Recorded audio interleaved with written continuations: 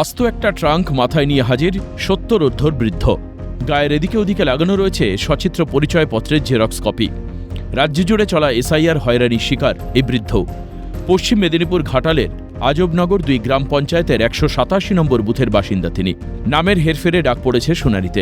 কোন কাগজের প্রয়োজন আর কোনটা নয় সেই মারপ্যাচ বুঝতে না পেরে বাড়ির সমস্ত কাগজপত্র নিয়ে শুনানি কেন্দ্রে হাজির জাফর আলী। আমি তো মুখ্য লোক, নোটিশ বুঝতে পারিনি, যার জন্য আমি পুরো ট্যাঙ্কে যা ছিল পূর্বপুরুষের সমস্ত কাগজপত্র আমি নিয়ে এসেছি। ট্যাঙ্কে কি আছে? এতে দলিলপত্র আছে, বাপ দাদা ঠাকুর দাদা তার সব দলিলপত্র আছে এতে। এক কথায় নীরব প্রতিবাদ।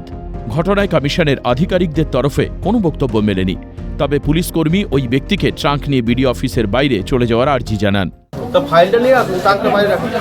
তো অনেকগুলো ফাইল তো ট্যাঙ্কে নষ্ট হয়ে যাবে, গোলমাল হয়ে যাবে, ওই ট্যাঙ্ক সবাই নিয়ে নিলাম আর কি। ট্রাঙ্ক নিয়ে আসা যাবে না।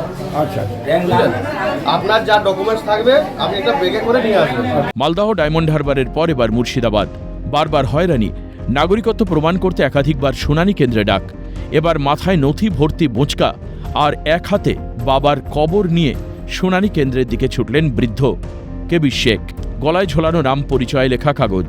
মুর্শিদাবাদের ভরতপুরের ১ নম্বর ব্লকের ডাঙ্গাপাড়া এলাকার বাসিন্দা তিনি।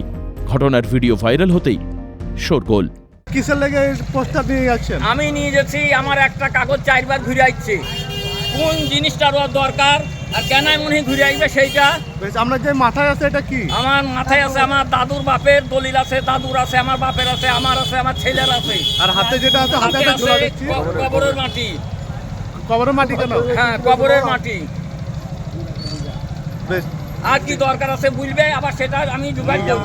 অভিষেক চক্রবর্তী ও ভিক্টর বন্দ্যোপাধ্যায়ের রিপোর্ট, ক্যালকাটা নিউজ।